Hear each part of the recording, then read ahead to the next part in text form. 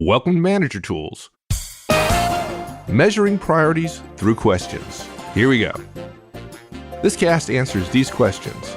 How can I shift what my directs are working on? How can I measure what is happening? What simple ways are there to communicate priorities? Well, if you want answers to these questions and more, keep listening. If you're a manager, you need Roadmap. All licensees of Manager Tools have access to Roadmap, an app on your phone that guides you through every step of the Trinity rollout process, no more annoying emails, and allows you to monitor and measure your implementation of one-on-ones and feedback, and soon coaching and delegation. Few clicks every day, everything you need to know about rolling out the Trinity and becoming a more effective manager. Well, Mark, if you want to ensure that the right things are getting done, one of the easiest things to do is start asking the right questions. Yeah. I'm surprised at the number of managers when I give them that guidance that they're surprised. And I end up probably being, too talkative, saying, No. Yeah. Do you understand that questions are a form of measurement? And as I think we talked about in our last cast about measuring, that people don't think of the odometer, the speedometer, the red light. There are all kinds of things we have that are measures, the badges on your phone. And yet, when we talk to managers about measuring, there is this sort of dark side. And to be clear, I'm not pointing my finger at managers in the world. I understand the feeling. I can remember knowing that I would have to report on something or I would be asked about something versus not, which are, again, reporting is a form of measuring. And managers simply, all things being equal, don't want everything measured. And actually the problem is in too many organizations, not enough is measured. But yeah, when I say measures and I say questions, people think, well, I ask questions all the time. That's fine. But they don't like the idea of measuring. And I'm thinking, and I try to tell them, no, I'm not suggesting you put together a report or all that sort of stuff, and have to fight through that a little bit. So I suspect that'll happen here. So we want to make 3 points with our guidance this week. First of all, we're going to talk about questions as a powerful measurement tool. It's the easiest one you have to deploy. It's a manager tool that is easy. You don't need all kinds of stuff to go with it.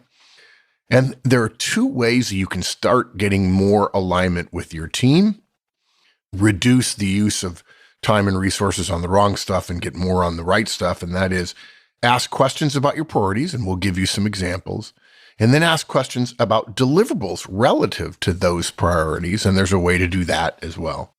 Good. Now, until we talked about this, God, it sounds stupid right now, but I don't know if in my head I ever made the connection between questions and measurement. Certainly, I knew I was gathering information, right? And with a little discernment and discrimination, I could get more information about what was going on. But I don't know if I ever would have said questions is a form of measurement. Yeah, it is. I think in the digital world we live in today, measurement has taken on a level of precision, right? Oh, a measurement has to have, meet some international standard. Right. Well, at least it's got to be on a dashboard on a website. Otherwise, it's not measurement. Yeah, which is funny because CEOs want dashboards and a lot of them don't use them. And then you think, gosh, they ran their companies pretty successfully without that stuff because they would call people and ask them questions. But yeah, you don't need spreadsheets. You don't need websites. You don't need web tracking software, project management software, shared calendars to measure the right stuff.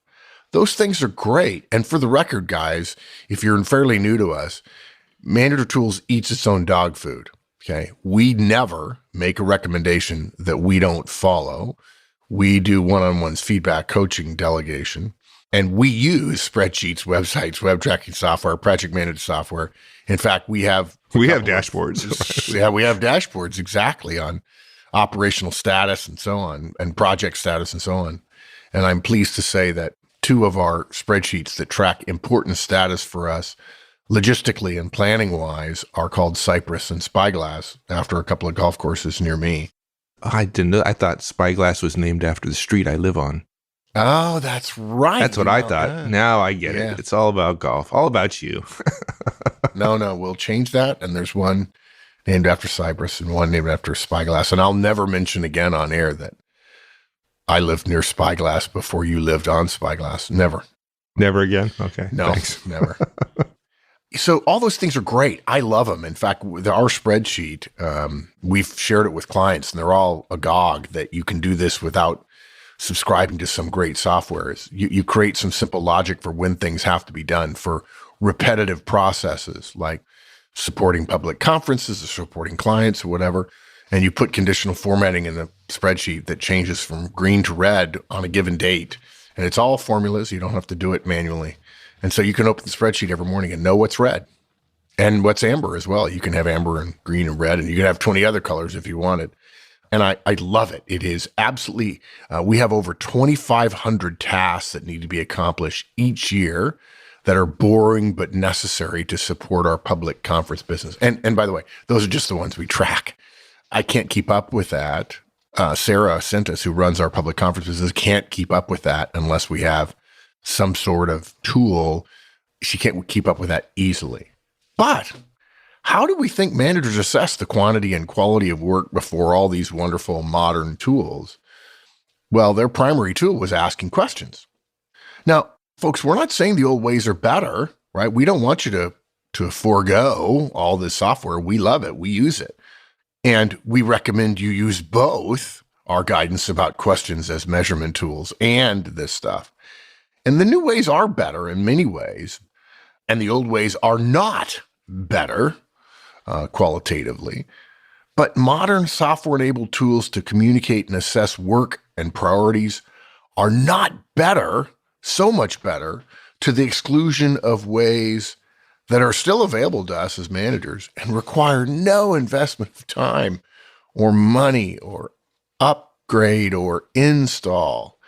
Now, if you're a low-level manager, you probably don't have the budget or the authority to install a new project tracking system or piece of software. And I always tell people when somebody comes in and says, well, we're going to do this, the first thing I think of is, yeah, and 2 years later, they're going to change it again. And the underlying behaviors won't change. And so you'll go red pretty quickly. Actually, no, you won't go red. Things will stay green, but it really won't be accurate. It's like companies changing their performance review system every couple of years, and everybody still hates the system because the system is not the form and blah, blah, blah. Look, in 2018, when we're recording this, there are certainly alternatives to large organizational purchases. I'm thinking about thousands of seat license to Microsoft Project or something like that. But even with taking an alternative, a small one, you have to take the time to assess it, probably purchase, train on it, create the website, do use their bots and so on, get the tech team to set it up, and then train on using it and communicate on it. It's a project, and it's one that you lose money, if you will, in the beginning because you have to spend and you don't get any value off of it. And the fact is, I'm talking to a lot of managers. There are a lot of us who simply won't or don't do it. A web page with status would be great, but you'd have to invest your time and maybe political capital and other people's times and resources in order to make it happen. And so, as we used to say, I think in the Army, we used to say, Mike, it'll be a stubby pencil drill. We'll just sit down and figure it out. Yeah, so all's lost. There's nothing we can do now. It doesn't matter whether you use the new tools or not. We recommend them. But let's stop complaining about what we don't have in terms of time and budget and tools and do what we can with what we have where we are right now. And every manager, whether you're using that stuff or not, can ask questions. And here's a way to think about using questions as a measurement. We're going to use the Manager Tools Middleman test to consider the effect of this new behavior, which we'll give you more details about. Suppose you've been working on 10 different things lately, usual stuff, working hard, making progress. You go into your meeting with your boss about something. He starts asking questions about a particular area. Really, you're feeling like he's drilling down a little bit. He's not drilling into you. He's just wanting more detail. He wants to know status. He wants to know why some stuff isn't done. What's the plan? He maybe even say, I can help with that if you want, and so on. Not attacking, just asking. Probably a little uncomfortable, but not unreasonable what your boss is doing. Completely reasonable tone. And maybe he's asking you about some areas you're a little surprised about. Of the 10 things you're working on, you would have thought he would ask about the things you consider to be his top 1 or 2 or 3. But what he's asking about is number 5 in your mind. Well, ask yourself now, what are you going to think? What are you going to do differently after this meeting where your boss is asking all these questions about priority number 5? I would argue most people, consciously, subconsciously, would probably make number 5, number 4, or number 3. Yeah. Questions are that powerful. Yeah, exactly. And if you're going to respond that way to your boss, if you don't believe your directs would respond that way, then I would argue one of the possibilities there is you think you're smart and your directs are not smart enough to figure it out. And I got to tell you won't get very far in life that way. I share a short story. I had the exact experience. This was, I don't know, 10 or 15 years ago. And I was in a meeting with a bunch of senior managers and managers who work for me. And I asked a simple, I can't remember what the topic was about, but I asked a simple question about, well, why don't we do something like that? Or it was just a question, right? It wasn't about one of my priorities. It wasn't about anything important, but I simply asked a question. And they looked at each other and said, oh, we don't know. And I said, oh, okay, good enough. Right. 3 months later, they had spent, I don't know, close to $250,000 on this thing. It's like, oh my God. And I felt like a fool. I really did. Now I was upset with them a little bit, but managers we're more powerful and more influential than we think. Yeah, that's the whole J. Edgar Hoover story, who got a letter drafted and put on his desk for him to sign, and he drew lines down either side around the margins. And for those of you who don't know, J. Edgar Hoover is a famous and in some ways infamous director of the FBI. This is not a political commentary about what's going on now in the United States. Hoover was imperious, demanding and dictatorial and feared. And he drew 2 slashes down either side of the page and wrote at the top of the page, "Watch the borders," meaning margins. And the United States dispatched 5,000 FBI agents to Canada and Mexican borders. Right there's the power there you go. The power of questions to measure. And if we use the Heisenberg uncertainty principle, if you're going to measure things, you're going to change them, right? The definition, in order to measure something, you have to change it. Well, that's what we should have called this cast. The Heisenberg uncertainty principle relating to manager questions. Something else I think that's important that maybe some of our young managers don't realize in terms of analyzing things, particularly if you've grown up in a time where you take texting and Snapchatting and so on for granted. And by the way, there's nothing wrong with that. That's fine. It just changes something compared to, say, how Mike and I learned how to communicate with other people when we were perhaps your age or younger. When you think about these modern status and progress tools, and there's a big difference between status and work progress, they all have the effect of making communication more asynchronous. It's one of the things that people like about texting and about email is I don't have to be on the phone at the exact same time as them, which frees me up to shift that time to do something else. You, the direct, can communicate with your boss in 2 steps. One, when you post status on something, and one, when your boss reads your status. Each of those times convenient for you as an individual. Your boss's time for reading it is not convenient for you to post it, and your time for posting is not convenient for your boss. But each of you do what works for you. And that's true whether you're online or you're in email or Slack or you're in a program-specific push message or something.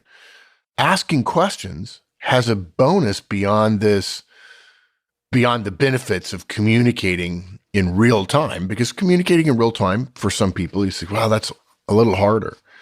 But here's the thing. Questions provide a richer medium for communication. There's a notable difference in someone changing a status from red to green based on a post you make on a tracking website, and their verbal response and the look on their face when you ask them, when will it be done? And in fact, there's all kinds of evidence. This is well-regarded social science evidence that putting a comment on something on a website, I'll have this done by Friday, is a completely different level of commitment than saying to your boss, you'll have it on Friday.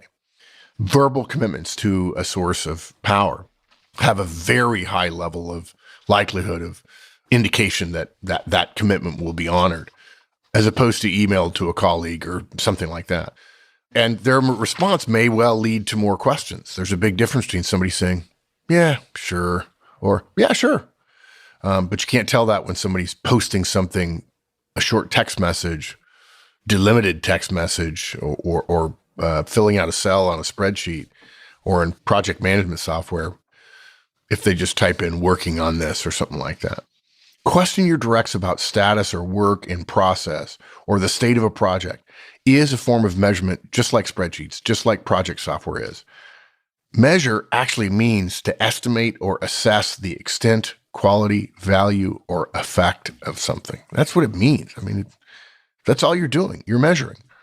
There are a lot of really stupid sayings about management. None from us, by the way. But there are a couple of them that have rung true for me for the last 30 years. I rarely see them broken, and they're good, basic underlying principles. One is managers expect what they inspect, meaning if you inspect it, your directs will learn that that's what you intend to pay attention to. And inspection is simply a form of questioning, along the lines of trust but verify, right? What gets measured gets managed. That's a classic one. If you're not measuring something, there's a general feeling among management theorists that if you're not measuring it, then you're probably not managing and it's not important to you. And those things are both closely related to a book I read 30 years ago that's still valid. It's called The Greatest Management Principle in the World. And the things that get measured are the things that get done. Yeah, it's a great book. Yeah. Now, when I said that to people before, they said, yeah, okay, great. We're gonna, and they don't realize that he wrote it before software and all this sort of stuff was going on, blah, blah, blah, blah, blah. And so they don't realize that measurement in that, what gets measured or the things that get measured, the things that get done could be as simple as questions, that questions are a classical form of measuring things and you don't need software to do it. And I think a lot of times when I tell people to read the book, they think, oh, I don't want to measure everything. Gosh, first, A, they can watch me. And B, there's so much, the old developer joke. What do you want me to do? You want me to do my work or you want me to report on my work? And as I've said before, the answer to that question is always yes.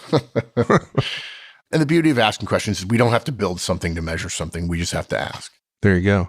There's all sorts of questions we can ask. So what's your guidance on the types of questions we might ask? When I've had this conversation with somebody who was asking, I have, what's the word? I've gotten a look, an expression that suggests that this is the key point that I make. People sort of go, oh, I get it. You ask questions about your priorities, and you generally avoid questions about things that aren't your priorities. Now, where were you 20 years ago? Yeah, well, you do.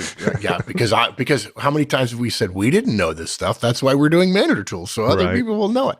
Okay, so here's the point I'm going to make about this. When you show managers videotape of a one-on-one, you'll find them asking questions about everything. And so there's no metadata in the questions. And the best managers we know. There may not be, but your directs think there is. Yes, exactly. Everything's important. You got to get everything done, even minor stuff in the minds of the direct. Yeah.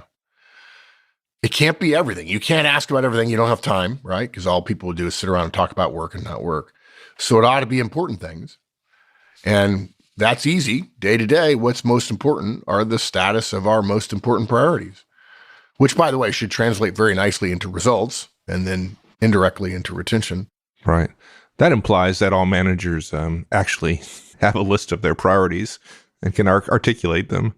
I would say, yeah, many managers don't. You and I both know it. That maybe that's guidance for a different time. But if you don't know your priorities, folks, like the beginning of your own country's national anthem, an overly simple rule is, what are your boss's priorities, right?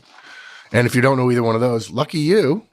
That's a dark joke. You get to make them up. But let's assume you know your priorities. You have a list of 2 or 3 or 4 or 5. And for the record, probably usually more than 5 aren't priorities. It's a laundry list and you're spreading yourself too thin.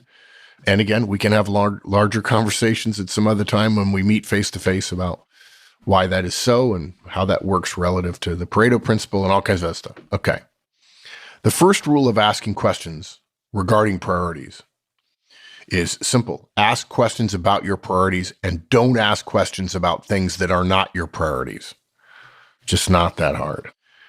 If your direct is talking about something they're working on, but it's not one of your priorities, just say, thanks for the update, or well done, or glad to hear it. On the other hand, if your direct is addressing one of your priorities, dig in with more questions. Should I be worried about him being late on 3 different critical tasks? What does next week look like in terms of op tempo? Where can I help? What's your plan to address this area which appears weak? What are you going to do to show Catherine appreciation for her hard work last week?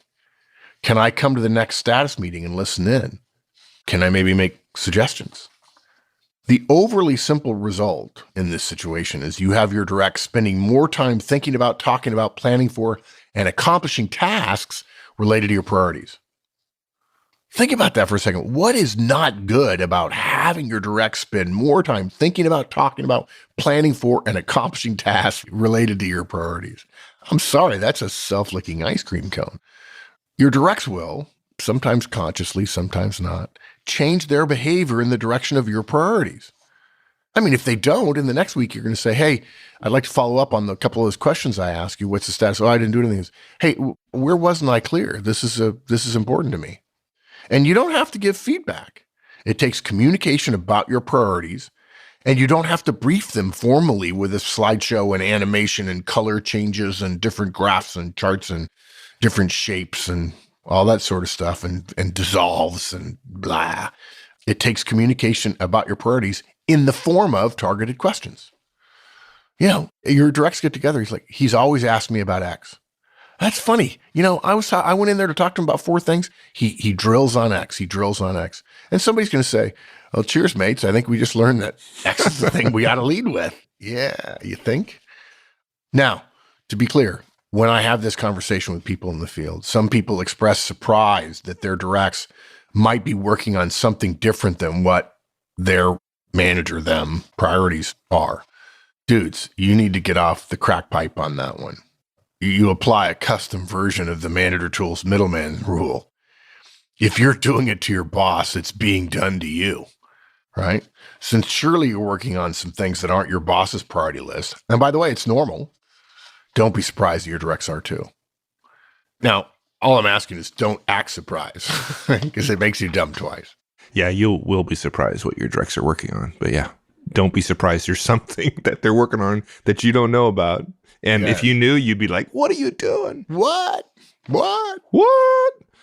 Okay, that's the last time I'll ever do that on a podcast. Sorry. Yeah, I don't think so.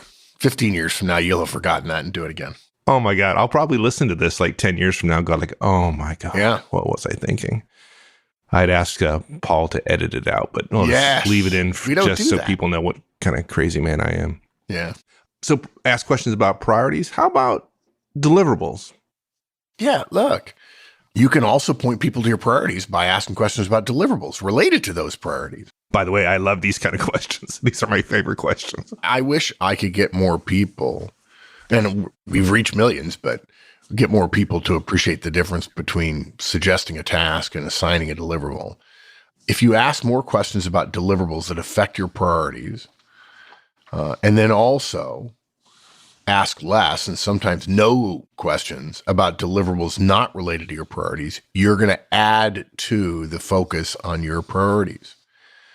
We've said, okay, questions are a simple form of measurement. If we ask lots of questions about activities not aligned with our priorities, we're measuring things that aren't important to us or less important, and we're going to get more activity in those areas. We're throwing away our 2 best resources, the time and attention of our people, on less valuable work. That reduces our productivity and that reduces effectiveness. And look, guys, heaven knows we all do all kinds of things that over the course of a year we look back on and say, not sure that was valuable. Well, let's not make that any worse by asking questions about things that in your gut, in your heart, you know, that's not really that valuable, but I want this person to feel like I care about them. You can care about them 1,000 other ways, but not this way. Not making them think that what they're working on that you don't think is all that valuable, and what you've asked them to work on that your boss is holding you accountable for weekly. Don't send them a message that both of those things are of equal value to the organization or to you by asking questions equally about both because you think it's your job to ask questions. Don't do that. So when we ask questions about deliverables, we ought to be focusing on deliverables for priorities. If something's not important to you, why do you want to know who's going to do what by when? When a deliverable is discussed related to a project or a system or an effort that isn't a priority for you, you can say, keep me posted. Glad things are moving ahead. Happy to share ideas. Or sorry to hear it's been a struggle. Keep at it. We don't offer to help significantly because to help significantly outside of our priorities is to steal time away from any and all of our priorities. If your non-priorities fail, but your priorities win, the organization will benefit and you will succeed. I know some of you don't believe that. You think everything's a priority. But of course, according to the science of, I don't know what the science is, Mike. It's a social science and a mathematical science. But if everything is a priority, then nothing's a priority. If your non-priorities are tightly managed because you're paying attention to them, your priorities risk failure. And the organization suffers if we assume that the organization is smart enough to have the right priorities.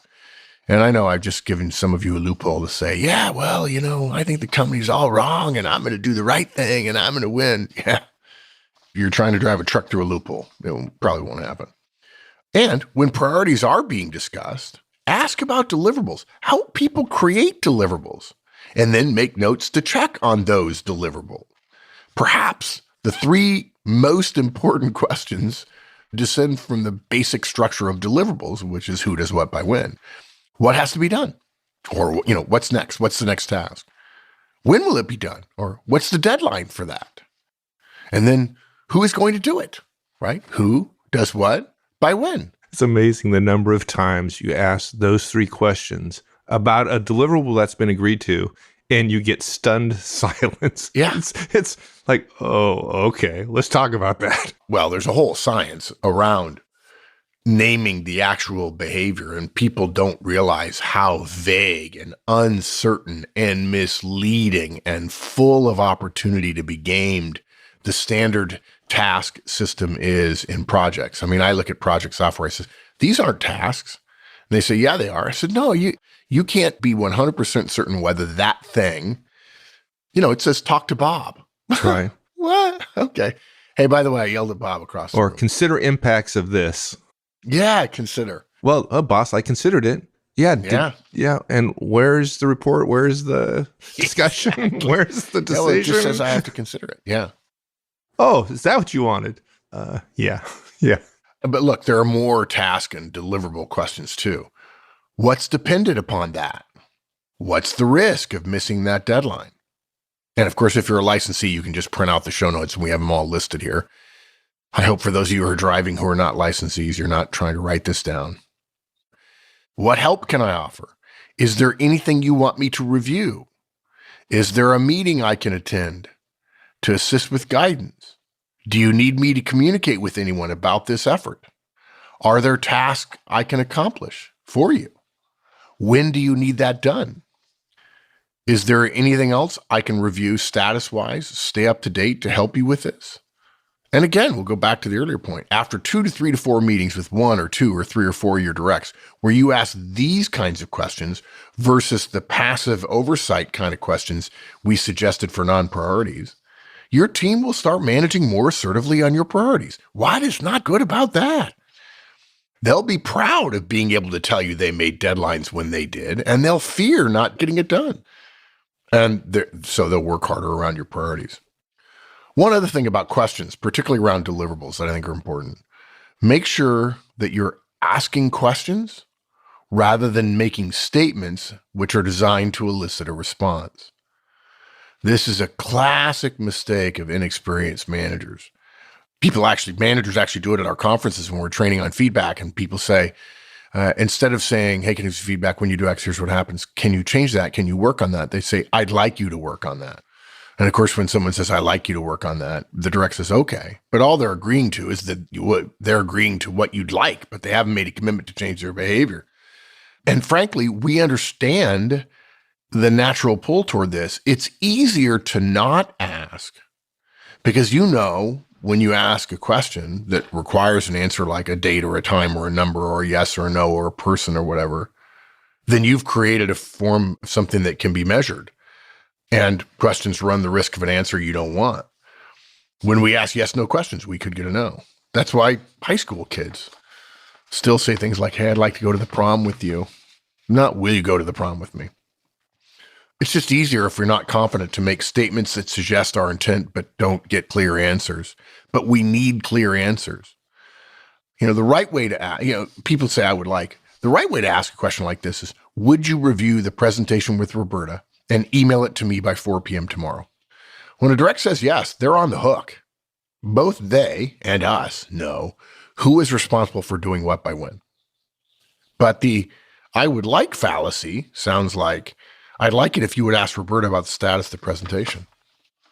Okay. Stating what you'd like is different than asking someone to do something. If you say to me, I'd like to understand more about it, and I say, okay, all I'm saying is I'm okay with what you'd like. Again, not that I intend to do what you seem to be implying, but not willing to say. This is particularly well used by your directs who either don't get along with you or who are not doing well. Yeah, or even if they intend to do it, unconsciously, there is a level of priority associated with it, I would like, that immediately gets traded off. So the directs are not always actively working against you. It's just that they're prioritizing all the work you have. And I would like is they're going to trade that off against something where you said specifically what you want and when you want it. Exactly. Yeah. It's in their head. Yeah. So ask questions, expect responses. Be nice, by the way, and ask, would you please? There's nothing wrong with courtesy and civility and kindness, politeness, manners. When you get a response that isn't satisfactory, folks, dig. It's your job. Sure, you can hint and make suggestions and hope everything works out fine, but as the famous book says, hope is not a method. That's awesome. Okay, summarize. If you want to achieve your priorities, ask more questions about them than you do about less important work. Dig for more details when it's important by asking questions. Support passively that lower value work. And of course, things that are less priority are by definition lower value because that's the value judgment executive leaders and managers make. Ask about deliverables only for priorities, not for non-priorities. Your team will end up aligning around your priorities in terms of their behavior, even if you haven't communicated the priorities formally. Though, of course, we would recommend you do that too. Excellent. Thanks, my friend. That's a great one. Anytime, partner. That was fun. Yeah, it was. All right, everyone. We'll see you next week.